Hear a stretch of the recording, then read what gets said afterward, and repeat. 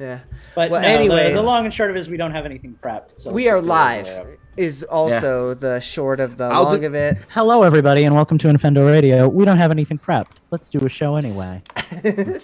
Are we syncing tonight, or are we just gonna fucking Oh, I should probably start recording. Sinking That would help. Tonight. Are we sinking tonight? You're listening to Infendo Radio, where we're always prepared. We're always in the same cycle. Is everybody recording? Yes. In Batman. 3, 2, 1. Testing. Okay, it's loud enough, I guess. Adam West, where you at? I'm going to take that one. I am at 29 seconds. Okay. All right. Take the positives. I'm. Oh, you're not going to let me give you a nickname. That's probably better. Go ahead. You didn't have one prepared after Lucas Clue stole mine? I was going to go with Jack Nicklaus, but, you know. That's the golfer. Yeah, where are you at? It's 15 seconds for me. All right, perfect. Okay, well that will be easy to sync that up because I was also at 15 seconds. So la ti da. Lucas, I have not leveled the audio, so I'm sorry about that. Let me just do that real quick. No problem. Oh. I like that you specifically I'm gonna apologized run and to grab me, I'm gonna run and grab an antihistamine real quick. So give me just a minute. You are the host, so I am the one you're the one I'm holding up. I am the captain now. Mm-hmm. That just makes me think of that meme. Andy. Yeah, it did kind of become a meme after. I think they actually used that in one of like the old Ugandan Knuckles like VR chats. Yeah, Hello, Andy. Pretty sure, yes. Hello, Andy. Welcome from 3 a.m. or 2 a.m. 6:30, I believe. you can hear it. No, I think he's only 12 hours off now. You can hear it in the voice. 6:30. Good to see you again, my friend. I'm always up at 6:30 because I have an stand. infant. But if you don't have to be up at 6:30, I don't recommend it ever. All right. We're going with Donkey Kong, by the way, so I guess we should go with this. All right, let's see how this sounds. Can you hear this now? Holy crap! Yes, I can hear it. Too loud. Let's turn on the original audio. Let's turn the audio down. Let me turn on my original sound too, just in case that matters. Better? Still pretty loud. Okay. Then let's go. Is that part of the title screen music? Is that why you're going with that? I'm gonna skip that part. We're gonna go with this. This will be the opener. How's that? That sounds good. Can we hear like one of us over it just to make? Oh, you can. Infendo.com is the place to go if you want to get everything that we are doing. Head to our Patreon, go to our Discord. In fact, you know what? Sounds great to me, Eugene. Ooh, okay. Now I'm in a podcasting mood. Well, let's do this thing. Let me put a note in my Audacity and let's get started. As long as that's okay with Andy. All right, let's go. Infendo.com is the place to go if you want to get everything that we are doing. Head to our Patreon, go to our Discord. Even Steve's Discord lives there. Go to Infendo.com today. We put the donkey in Donkey Kong. Infendo Radio is on now. Hello, everybody. Eugene, I feel like I kind of stole that from you back when you used to do these intros. But hello, everybody. Welcome to Infendo Radio. This is, I believe, episode 620. That is correct. Yes, awesome. We've got a show for you tonight, guys. It's going to be kind of an off-the-cuff one. I've got something I want to talk about. I believe at least one of my co-hosts said they had something they wanted to talk about too. But before that, I want to talk about my co-hosts because they're so wonderful. They're so amazing. They're so, some would say beautiful. I would quantify that. I'm concerned. Justin, as the beautiful boy that you are with the seizure background that you just had. I was going to say seizure warning if you're watching the show live. How are you doing tonight? And where can the people find you when you're not sitting here doing a podcast with us? I am doing okay. Life is crazy for me right now, but I have had a little bit of time to do fun stuff like tweet on at Infendo Justin and do a little bit of work on my website, thedisneyparkbench.com. Beautiful. Very little of both. Eugene, where are you tweeting and working and having fun these days? Oh, I don't know if I'm doing any of those things, but you can find me on Infendo.com. The fun part, let's think. Let me try and find. Oh no, there's this Bahama Bucks down the road, and we go there for snow cones, and that's where the fun's at. Bahama Bucks. Is that the same place where you get the boba? No, the boba's from a Japanese place. That's called Kawaii Boba, and that place. Oh is yeah, I delicious remember the as website. Well. Yeah, I really want to check that place out. We just found out because of you that we have a nice Thai restaurant down the street. So I like Thai food. That's good. Down that way, yeah. Well, speaking of going that way, which way are you going, Lucas? I want to know all about those things. I'm going here. I'm going there. I'm going every which way. I guess really, like I've kind of paused on game design stuff for the last couple of weeks because it's been a pretty busy couple of weeks for me. It's been a high energy kind of month. I have not stopped on my YouTube comments. So if you go to Lucas Peace, which is my name, you can find me on YouTube. I just posted a video today on a game that I actually kind of want to talk to you guys about called Multiverses, which just got officially announced, and kind of like my first reactions, feelings on that, why I have a little trepidation toward the game, kind of coming off of the mixed bag that was Nickelodeon All-Star Brawl, all that kind of stuff. I'm also midway through Monkey Month on my channel, where I've been playing Donkey Kong Country with Steve and Monkey Ball with myself because I'm a lonely boy. So please go check all that stuff out. I'd really appreciate any views, Donkey comments, Kong is an anything you ape, got. not a monkey. Yeah, well, welcome to the club. I don't know what that meant, but it sounded catchy, and I feel like it stung, so I'm gonna stick with it.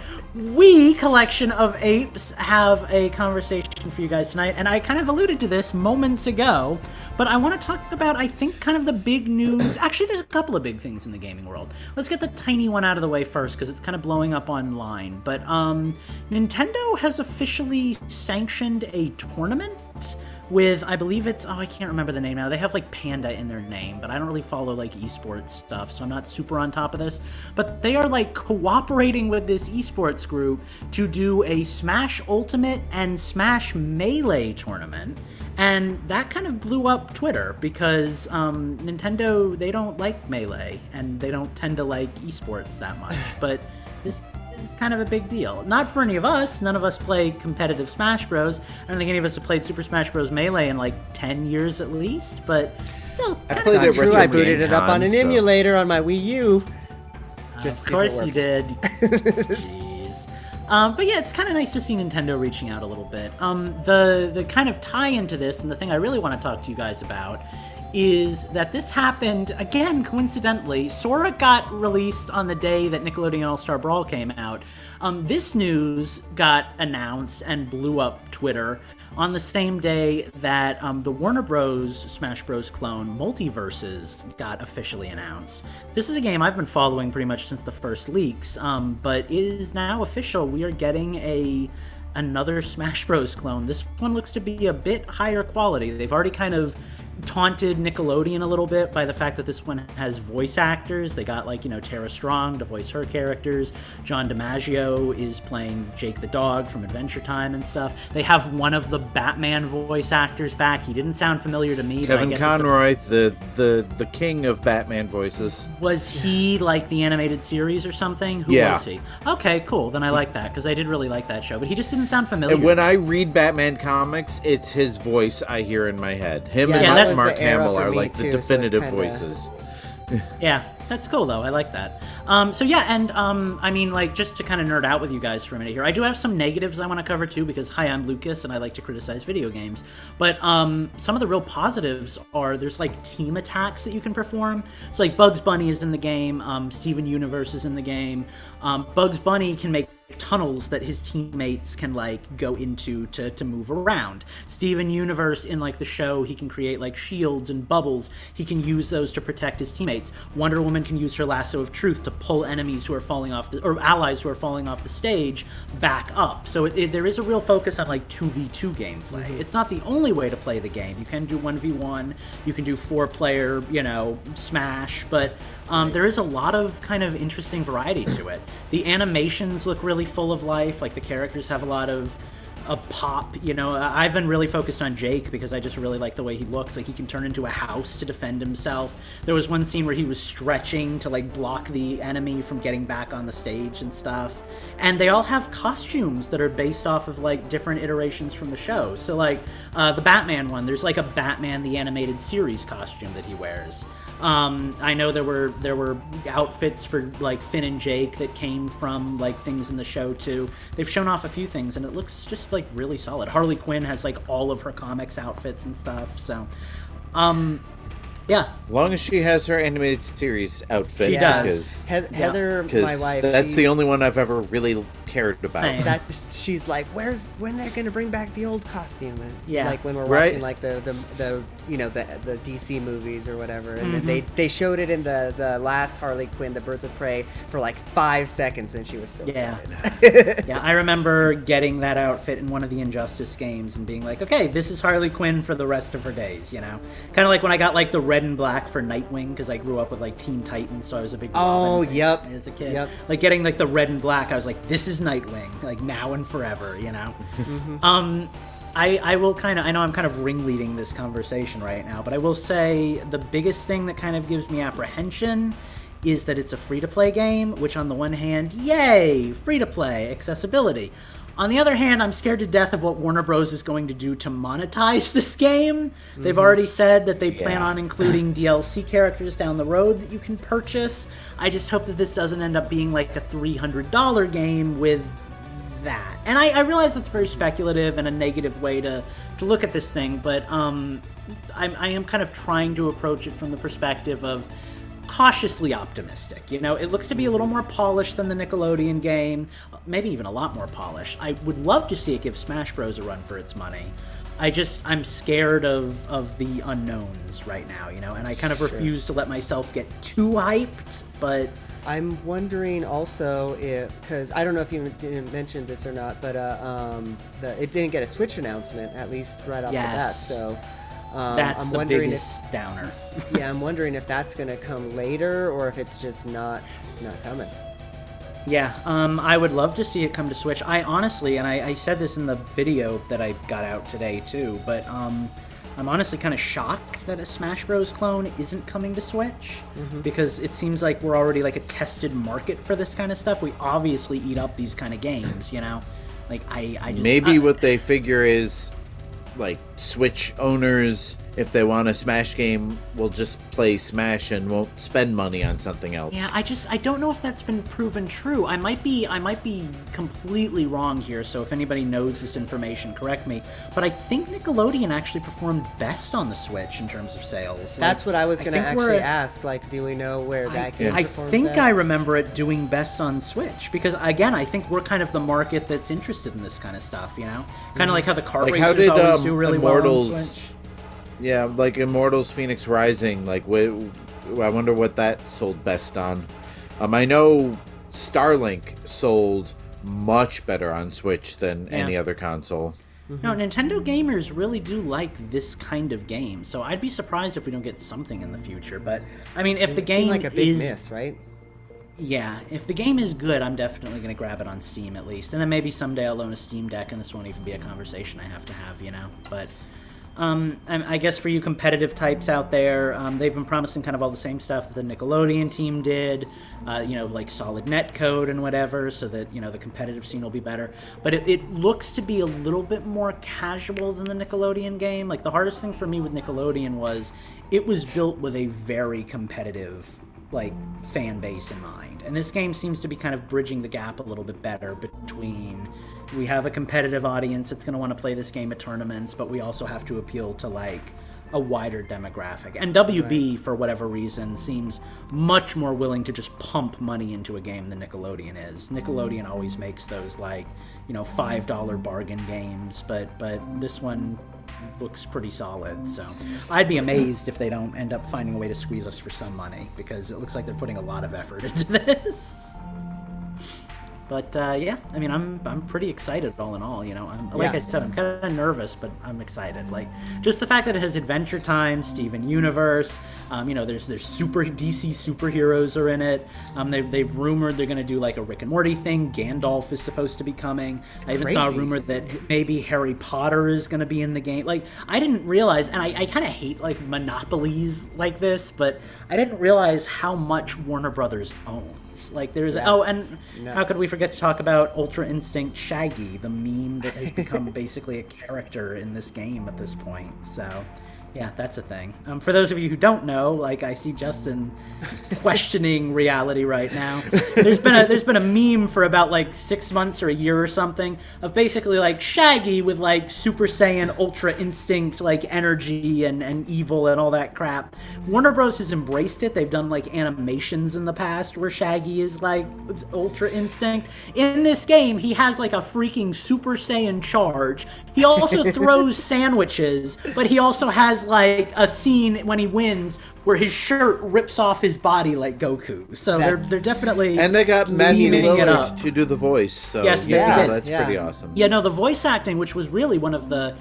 People say it's the biggest thing that's missing from Nickelodeon. I don't think that's true. I think Nickelodeon needs more just personality in general. Mm-hmm. I can't believe I'm saying this because I don't like it in Smash Bros, but I think the game would benefit a lot from items and more encounters in the stage and stuff, just to give it some variety. But the voice acting is missing in that game, and again, because Nickelodeon, I believe, didn't want to fund all that. Yeah. But Warner Bros was really... It's like the Power Rangers game. Yeah, the Battle for the Grid. Yeah, the Power Rangers fighting game launched without any voice acting, and then I think for the first season pass, they added original voice actors. So if we're done with this line of topic kind of overall, this is a good segue because we're kind of talking about games that launch without being finished. And there is, you know where I'm going with this, right? There is a series that came out last week that we were all kind of excited to talk about, and it's kind of messy. And Justin, you're the one with any experience in it, but it is kind of making the rounds in the news. The GTA trilogy is kind of a little bit of a hot mess, apparently. Do you want to share some experiences and how you feel about it? Or I mean, I was going to do this for my Change the System, but what the heck? Since take the floor. we're kind of free forming it tonight. Mm-hmm. So yeah, I did get the GTA Definitive Edition GTA Trilogy of Definitive Edition, on launch day. I actually pre-ordered it the day or two before it came out, for the Switch. I specifically got on the Switch because I wanted the portability. Mm-hmm. So here, first of all, I've played a few hours of GTA 3. I played about an hour or two of Vice City, maybe 2 or 3 missions, and I got through the intro and first mission of San Andreas. So I've played enough of it to kind of get a feel for a little bit of what's in store here. So bad stuff first, since that's what we're leading in with. Some of it's kind of rough. I mean, first of all, they're 15 to 20-year-old games, and in some ways they still play like it. I know they said they were going to enhance the games and update them and modernize them. At least on the Switch, they feel a lot more like their PS2 versions than, like the Xbox One, So it PS4 versions. It doesn't feel like you're playing like GTA 5 controls in an old game. It's more like you're kind of playing GTA 3, but ported then. Yeah, and I mean, to be fair, my experience with these games, I haven't played them in years. Like San Andreas, I have on my PS3. I play it every once in a great while, but for the most part, like a lot of my gameplay experience lately has been GTA 5, and it still has kind of the floatiness of GTA 3. Graphically, it does. They do look better. Yeah, I've seen the screenshots on the eShop. Originally, they didn't have any, but now you can actually go on and kind of preview the game a little bit, which is nice. Yeah, and I mean, the thing to keep in mind is this is the Switch. Yeah. This is not going to look like a next-gen system or a high-end PC, which I went into this expecting. It does look better than it did on the PS2, and this is one of those cases where I say it looks as good as you remember it and better than it actually did. Ocarina of Time 3D.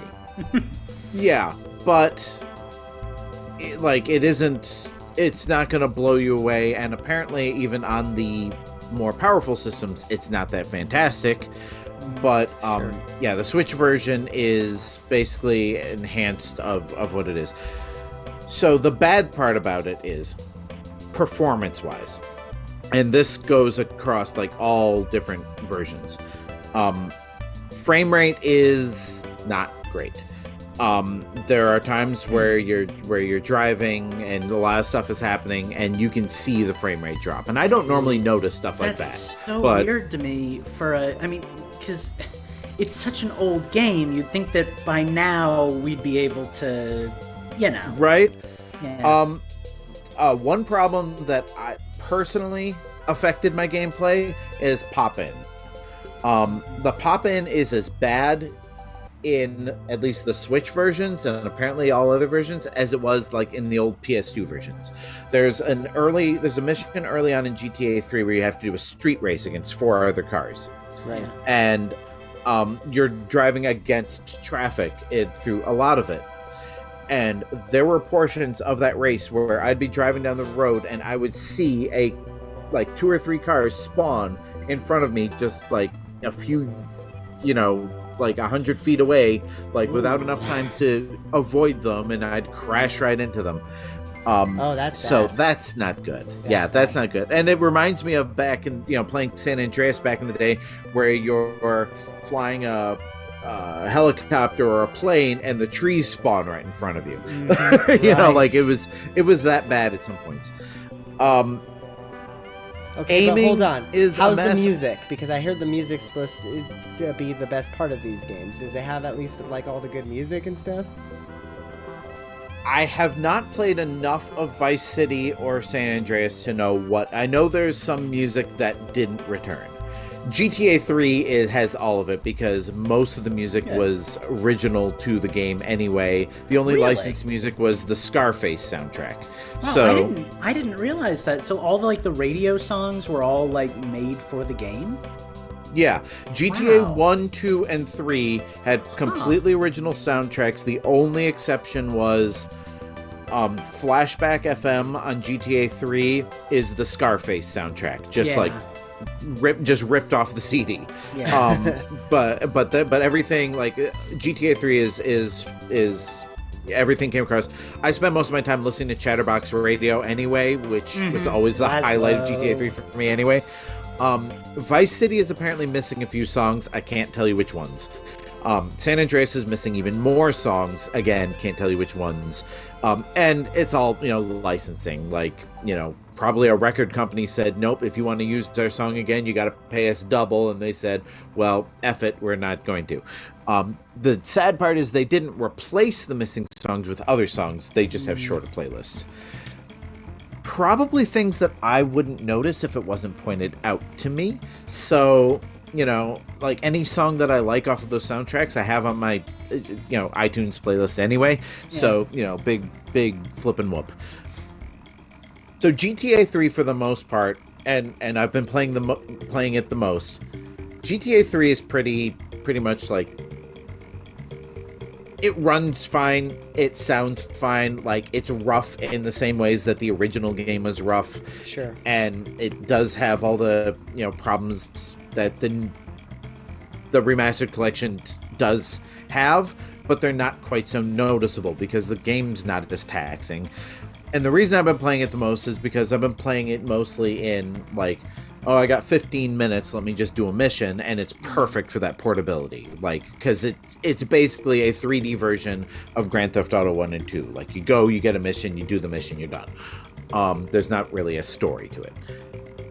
Vice City is...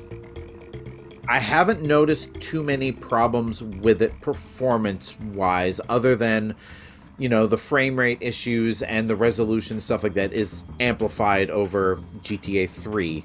But even then, like, it doesn't look bad to me. It doesn't play bad to me. It's just, it needs polish.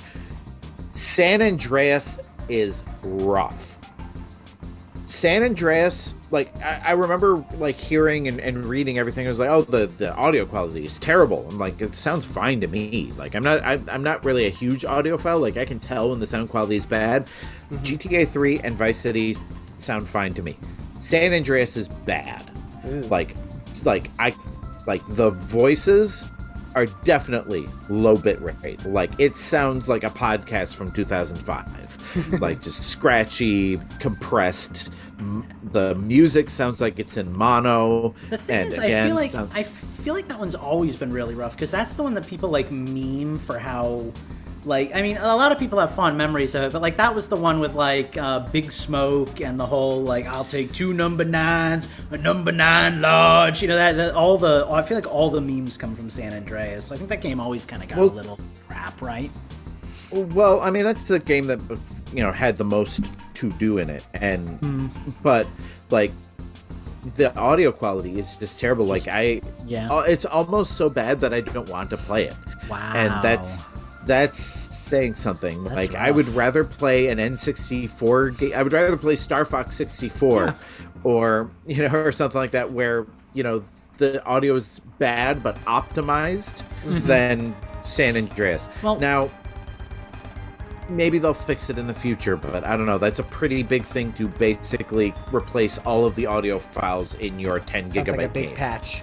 Well, yeah, so supposedly this whole thing was handled by, it's Grove Street Games, right? Which is like a mobile division or something. I was going to say that's clearly a division of Rockstar. Of Rockstar, yeah. But I think they purely handle, like, mobile releases up until now. So if what I've heard is right, I don't really follow this stuff that closely, but it just seems like it was just kind of bad management on Rockstar's part, maybe inexperience on the part of the people who were doing the work. Like, I don't know. It's just kind of a mess, and it's in a line of, it's been an issue since the internet was a thing and we could patch games. But it seems like more and more these days we're getting these, like the Nickelodeon All-Star Brawl thing, right? We're getting these games that are done enough, but it's almost more like getting an open beta than a full game and having to pay full price, and then maybe the game gets patched in a few months, maybe it doesn't, depending on how well it sells, but it's kind of frustrating. It's getting kind of old.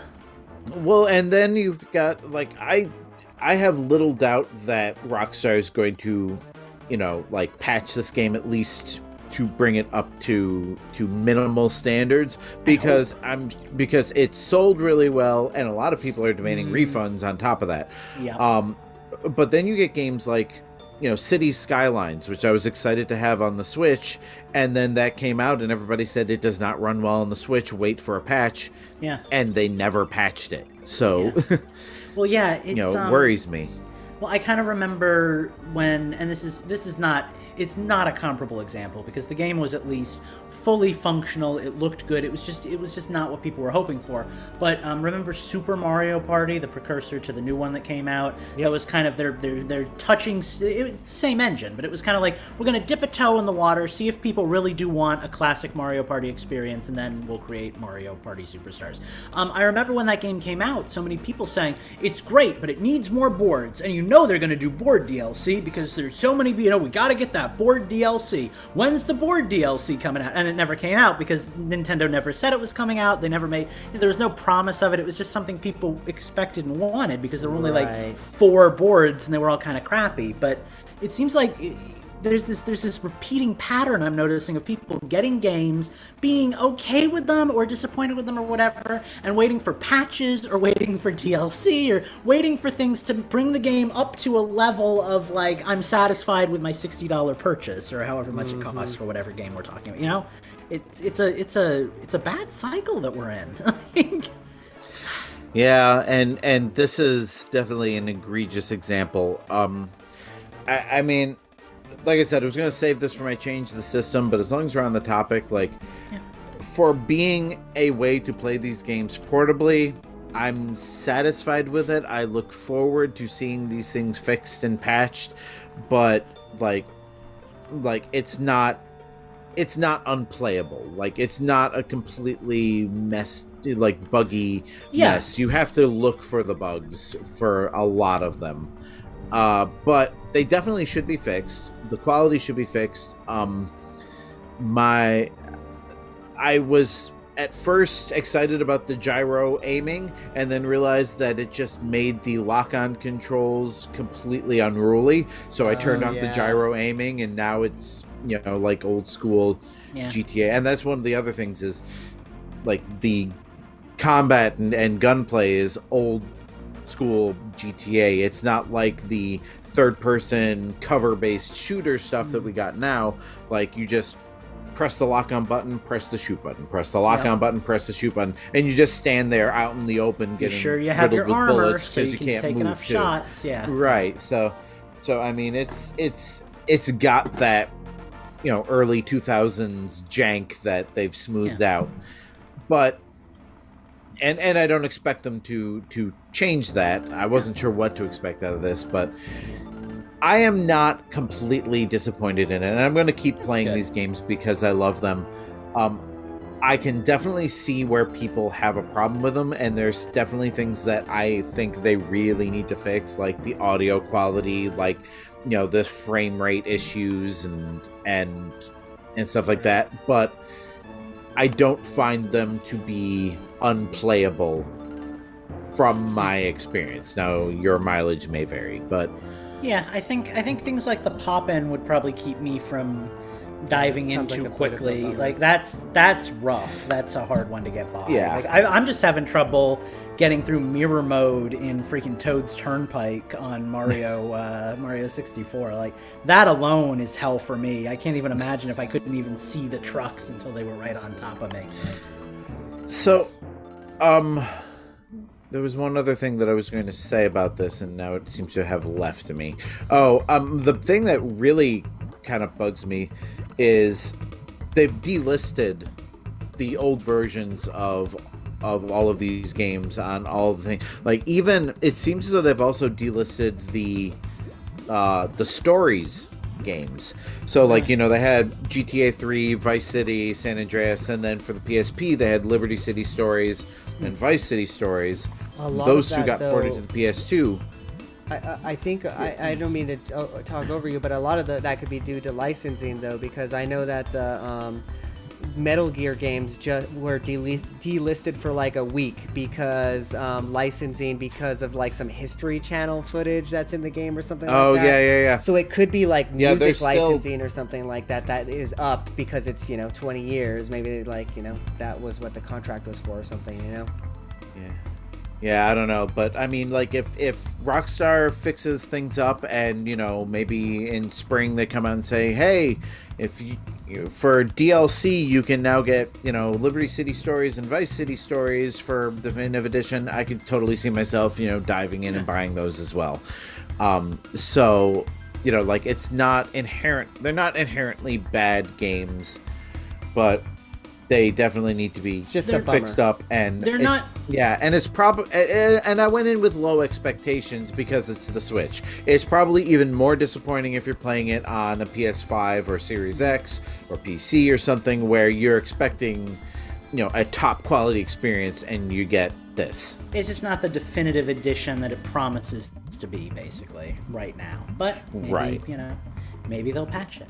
All right, well, we will be right back. We're going to take a very quick break, and then we'll come back with Change the System. I'm eager to see what Justin has left.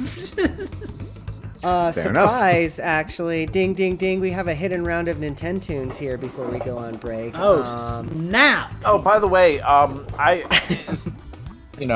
can do Nintendoons next week if y'all are, okay with. That's fine, because this one's going to be a lightning round, I'm pretty sure. So I hope you guys are ready. This one, it comes from my heart and my emulation this week. So here we go.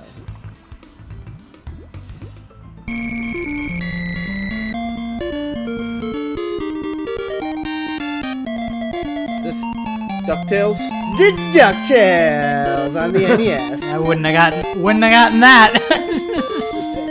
It's not the track that anybody loves, but this is the track that you got because I wanted it to last more than 5 seconds. If I picked the moon, everybody would have That's gotten the it, but only we're gonna song be that I know from DuckTales. right back. What level is this?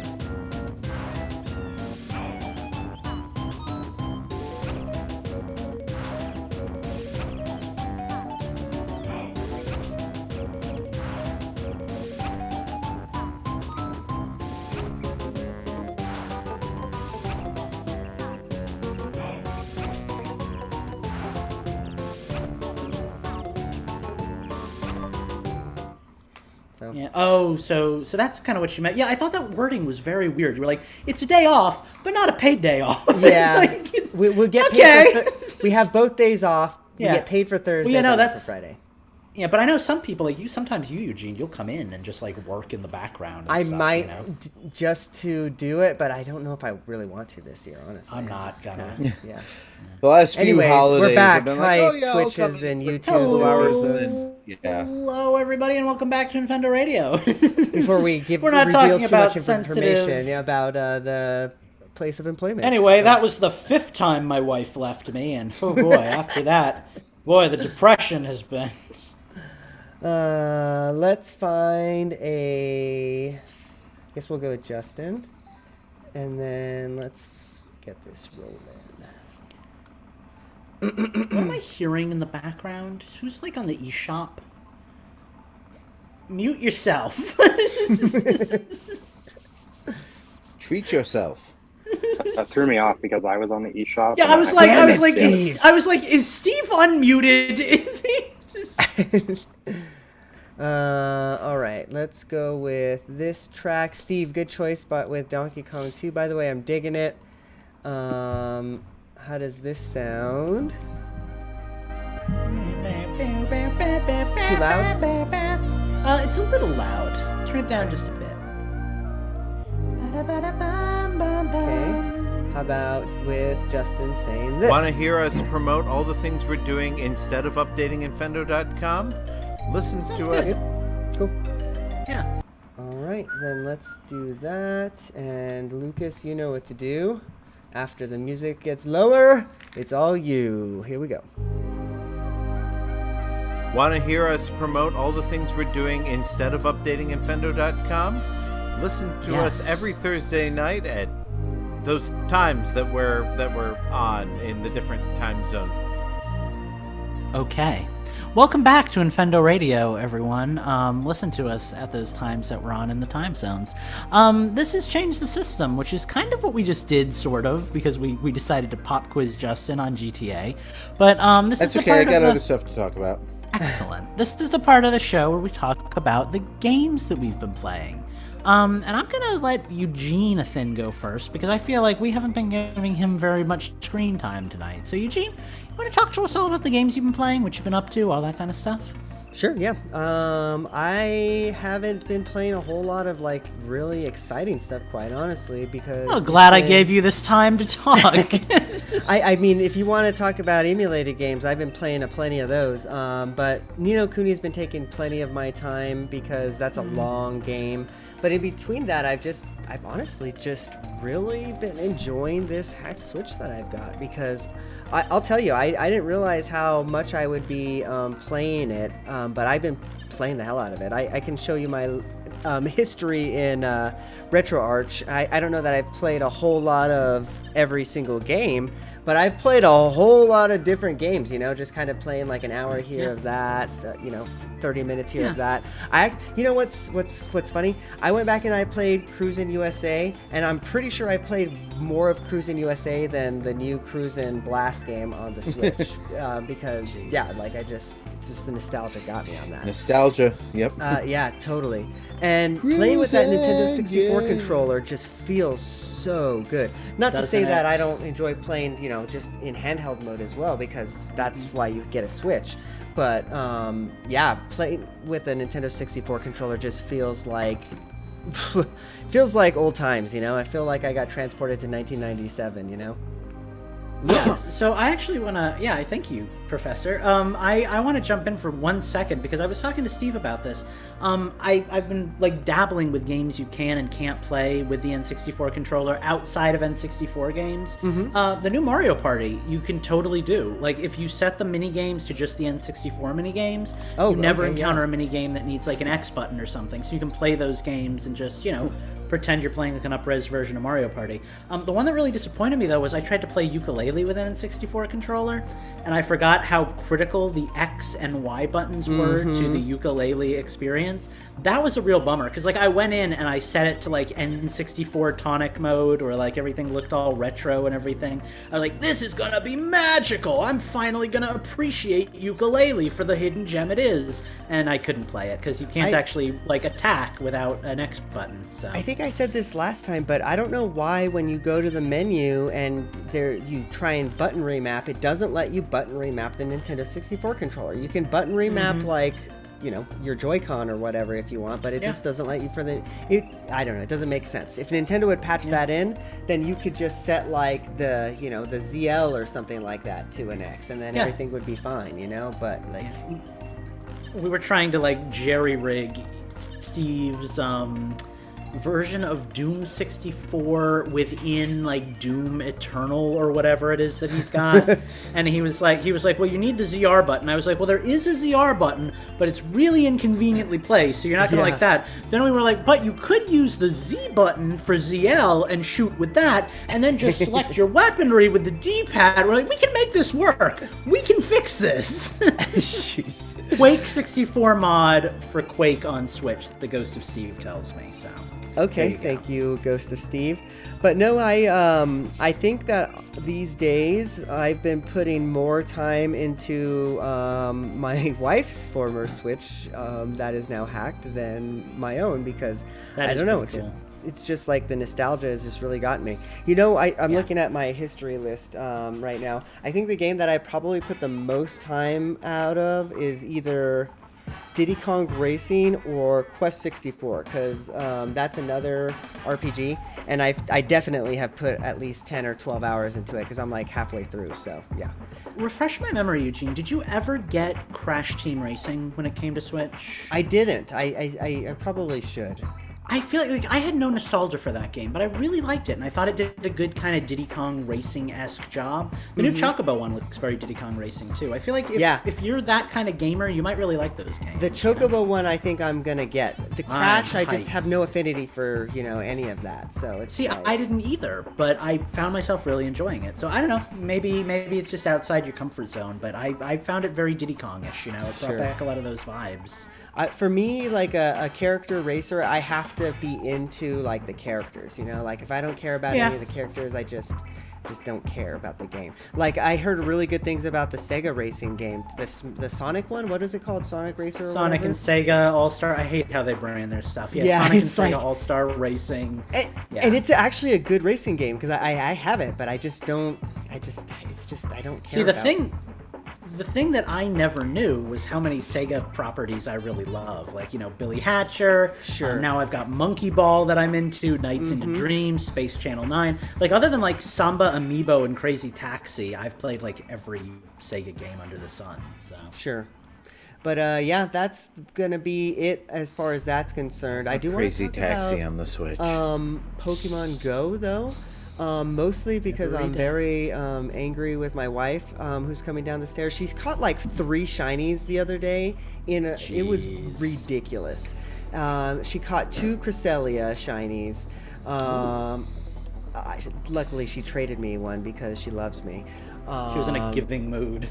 Yeah, I caught it. I ended up catching a couple of shinies too. But if you're into Pokemon Go, I think seemingly the shiny rates are increased right now because, that's I haven't gotten shinies in like a couple of weeks, and then I got like 2 in a row, 2 days in a row. But not like my wife. She got like 6. It was just like ridiculous. But yeah, Pokemon Go is kind of fun again, I guess. I don't know. It's just still a thing. It's always fun getting a shiny every single time. Yeah. Like when I have my gacha with me and I come home and I end up with a shiny in my pouch. It's just like, oh yeah, this feels good. I should probably mention.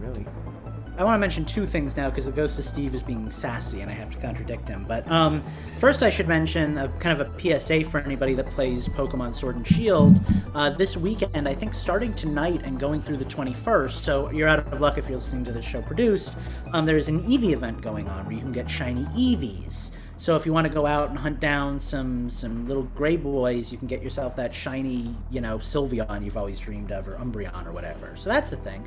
Pretty cool. A lot of options there. I already told Steve I want like 10 when he finally finds one.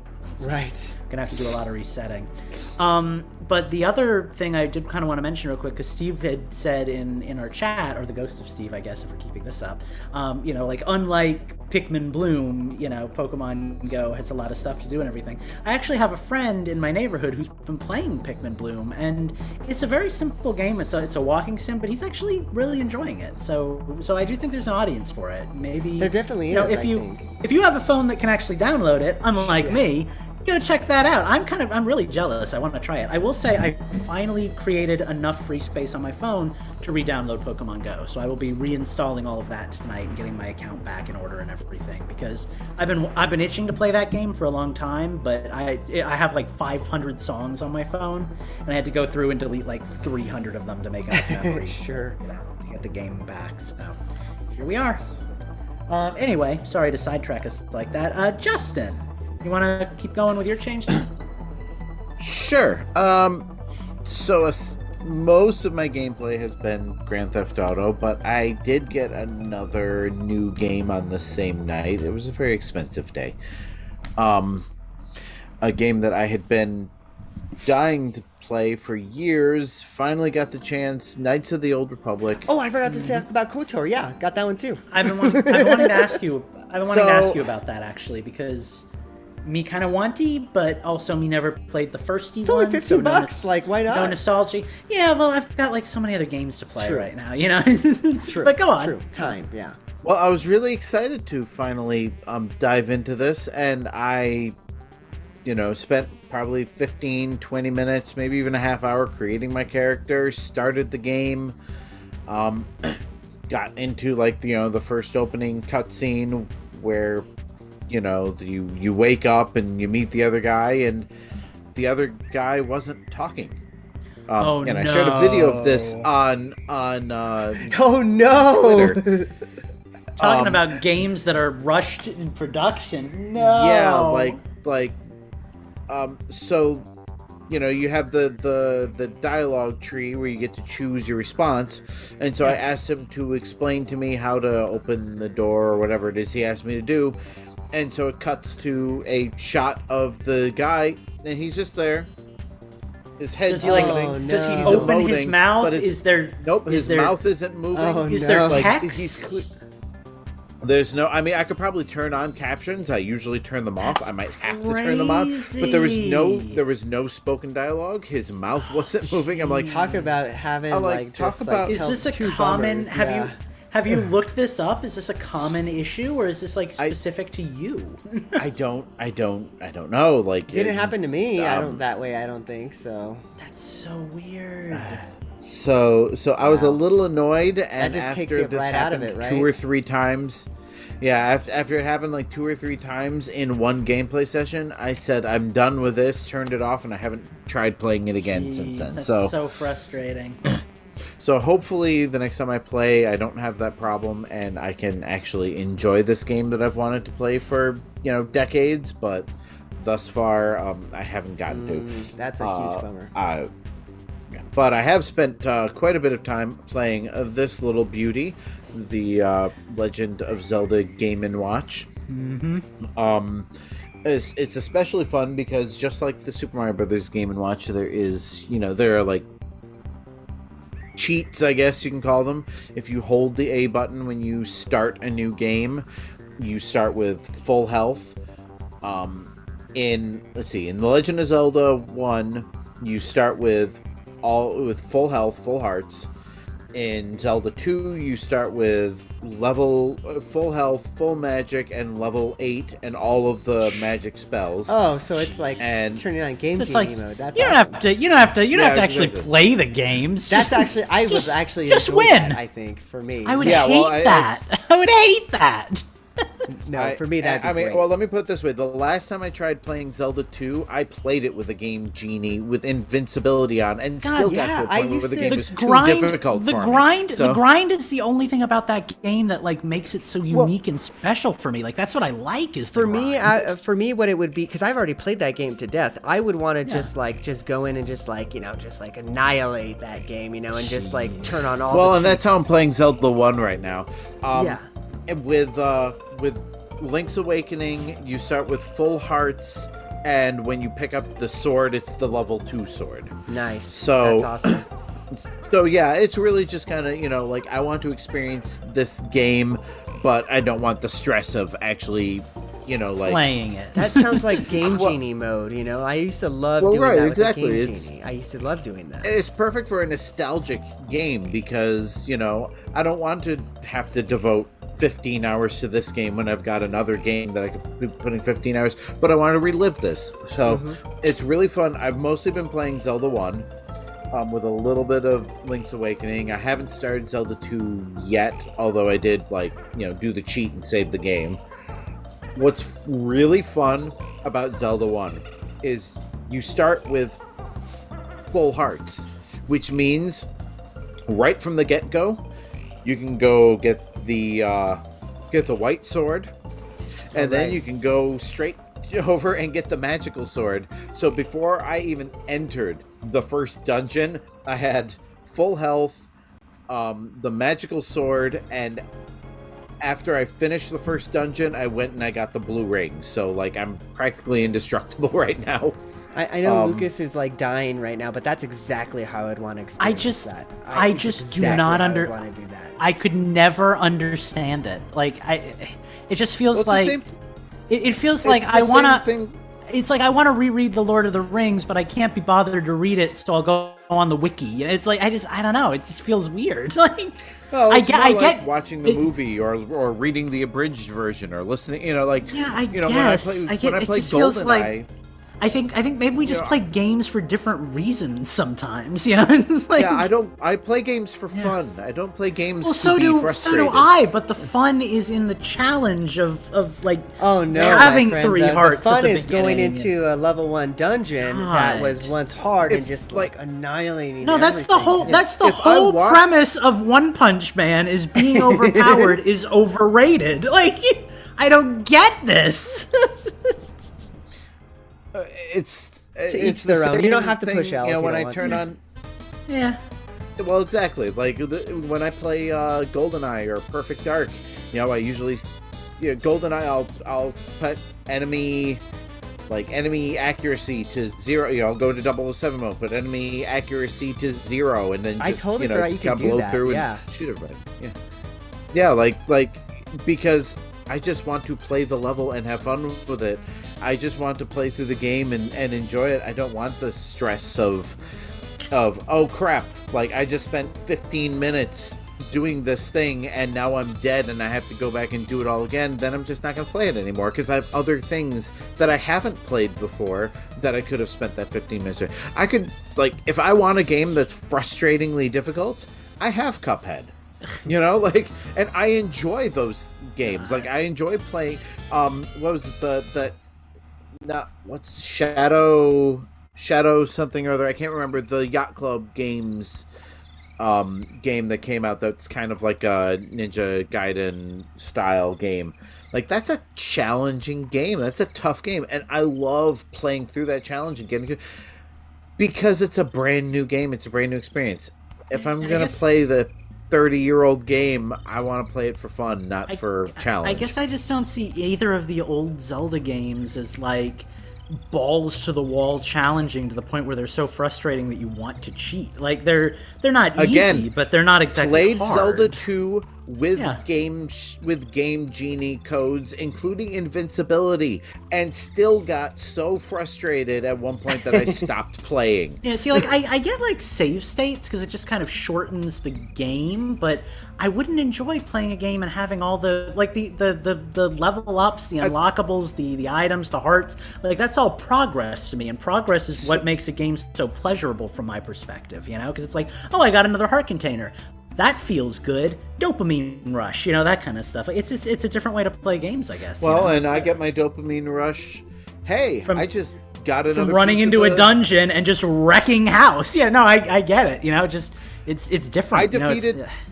I am defeating bosses with 3 hits. Yeah, that's fun to me.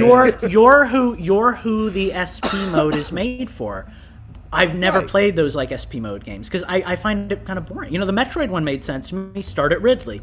Cool. Ridley's a fun boss fight, you know, but like the ones that are like, oh, start Mario 3 from World 8 with all the items. It's like, but there's 7 other worlds of fun that I'm missing. You know, it's like, well, and that's like, I'm with it. Like, if I just want to beat the game, then yeah, sure. But like for Super Mario Brothers 3, yeah, I would definitely rather play it from the beginning. Yeah, I'm not trying to judge you guys for your weird taste. I just find it. I just find it very strange. It's like, you know, to each their own, though.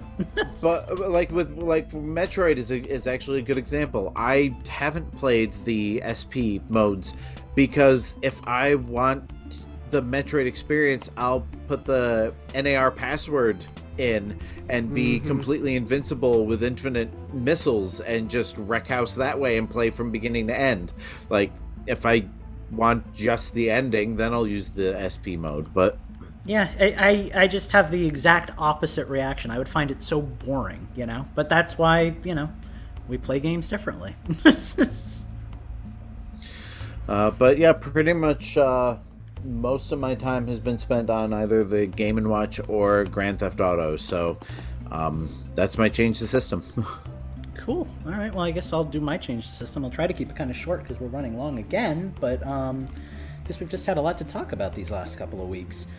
I've been playing a lot of Mario Party Superstars. Talking about progression in games, I have 47 out of 50 achievements in this game. I forgot that I really like achievements. I really like achievement hunting in Mario Party. It gives me something to do, and that's why I'm at like 50 hours in this game. Which is why I haven't cheated in Grand Theft Auto, because I want to be able to get the achievements, and that... There you go. That turns them off. There you go. So yeah, I have one of the puzzle modes left that I haven't done yet. It's the easiest of the easiest of the puzzle modes is the one from the original game where you just hold down until you score 600 points. A little fun fact there, kids. You don't have to try in the Mario Party Block Party or whatever. The second one from like the GameCube era, you can play over and over again. It's kind of like almost like a Puyo Puyo, but you like drag the blocks from the bottom. But every time you die, you start over with full time again. So you can just keep going. The thing is, it's going to be like 8 hours of gameplay to hit like level 99 and get that achievement. So I just haven't sat down and put the time in yet. And then the last achievement I'm missing is just playing party mode 50 times. So that'll just come naturally as I continue to play the game with like Steve and whatever else. But yeah, it's still a great game. I'm so happy with it. I freaking love it so much. I am just looking at my list here of games I've been playing on my Switch. Civilization 6 is a game I booted up again, because I really do like the Civilization games. I don't know if you guys have ever played them or not. It's just kind of like a PC, but never. I didn't play the Switch ones. Is it good on the Switch? Yeah. Yeah, it's pretty good. I mean, it's obviously built for a PC, so there's a lot of like tiny little boxes that you have to like, oh, let me hold the screen right up to my face kind of stuff. The problem I have with Civilization is I have a lot of fun in the beginning, and then the fun gets less and less the longer the game goes. The game doesn't know how to speed up computers' turns. So by the end, when all the computers are each have like 50... That's part of the experience, sitting there and waiting for 5 minutes for the computer. Like, I don't understand how you can want to speed that up. I know that you're trying to be cheeky, but it's really not the same thing as starting a game with all the items. But no, really, like you're playing the game, and at first it's like you do your turn, and then the computer just kind of does their turn, and within like 10 seconds it's over. By turn like 500, everybody has like 30 towns and 800 units and everything, and the game seems to want to move them unit by unit. So it takes like literally like 3 minutes for the computers to make their turns, like you're playing with actual people, like on the internet or something. So I find myself like getting so bored that I'm like going on YouTube while I'm waiting for the computer to make all of their moves.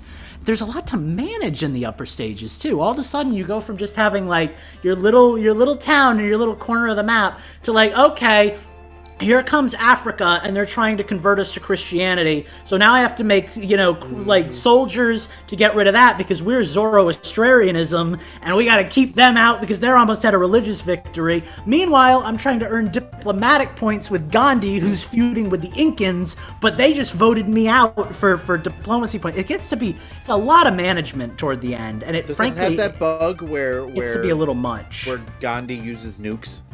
I think that was more of a Civ 4 thing, honestly. It is kind of funny to watch, like, the Incan, or not Incan, Aztec. The Aztec leader, praise Gandhi for, like, military strategies and stuff. Because, they each have their own, like, agendas and everything. And I'm playing as, I think her name was Eleanor of Aquitaine or something like that. She was both a British ruler and a French ruler, I guess. I'm playing, it's the French one. And my whole thing is that I'm very good with, like, culture.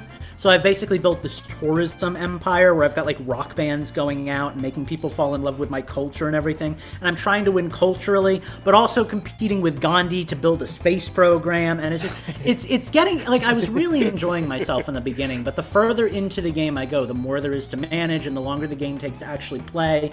And I'm finding myself drifting from it. So I have a feeling that, like many of my Civ encounters, I probably won't be finishing this one and just kind of moving on to something else. One game that I've put a little time into that I actually have a video review coming out for this weekend is Beyond Blue, which is a game that we got a review code for. I'll avoid talking too much about it here, but basically it's kind of a marine biology simulator kind of game. Pretty short, only like a 3-hour experience, but it was kind of cool.